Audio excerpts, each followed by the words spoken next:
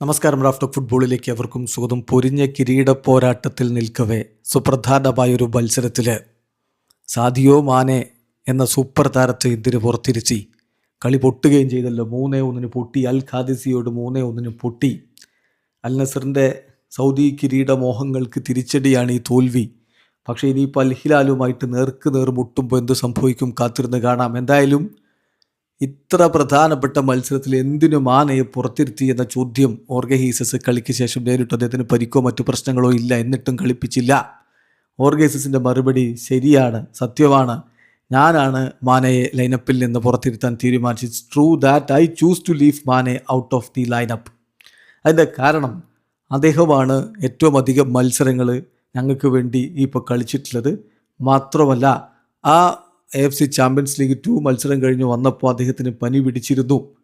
അപ്പം ആ കാര്യം കൂടി ഞാൻ പരിഗണിച്ചു.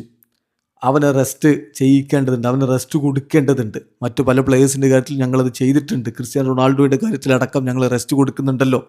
ആ രൂപത്തിലാണ് മാനയെ പുറത്തിരുത്തിയത്, അല്ലാതെ മറ്റു വിഷയങ്ങൾ അതിലില്ല എന്നാണിപ്പോൾ അൽ നസറിൻ്റെ കോച്ച് പറയുന്നത്. അതായത് അൽ നസർ ഓരോ 4 ദിവസത്തിനിടക്കും ഒരു മത്സരം കളിക്കുന്നുണ്ട്. അപ്പോൾ ചില കീ പ്ലേയേഴ്സിൻ്റെ ആബ്സെൻസ് മത്സരത്തിൽ ഡിഫറൻസ് ഉണ്ടാക്കും. അതേസമയം അൽ ഖാദിസിയ മികച്ചൊരു ടീമാണ്, അത് സമ്മതിക്കുന്നു. പക്ഷേ ഞങ്ങളെക്കാൾ വളരെ കുറഞ്ഞ മത്സരങ്ങളാണ് അവർക്ക് ഈ സീസണിൽ കളിക്കേണ്ടതുള്ളൂ. ഞങ്ങളിപ്പോൾ അറൗണ്ട് 50 മാച്ചസ് ഈ സീസണിൽ കളിച്ചു കഴിഞ്ഞു. അതേസമയം അൽ ഖാദിസിയ അബൌട്ട് 30 മാച്ചാണ് കളിക്കുന്നത്. ആ ഡിഫറൻസ് നമ്മൾ നോക്കണം. അതുകൂടി പരിഗണിക്കുമ്പോഴാണ് ഈ റിസൾട്ട് നിങ്ങൾക്ക് കാണാൻ പറ്റൂ എന്നാണ് ഇപ്പോൾ ഓർഗെ ഹീസസ് പറയുന്നത്. വീഡിയോ അവസാനിക്കുന്നു. ഫുട്ബോൾ ലോകത്തെ കൂടുതൽ വിശേഷങ്ങളുമായി റാഫ് ടോക്സ് എത്താം.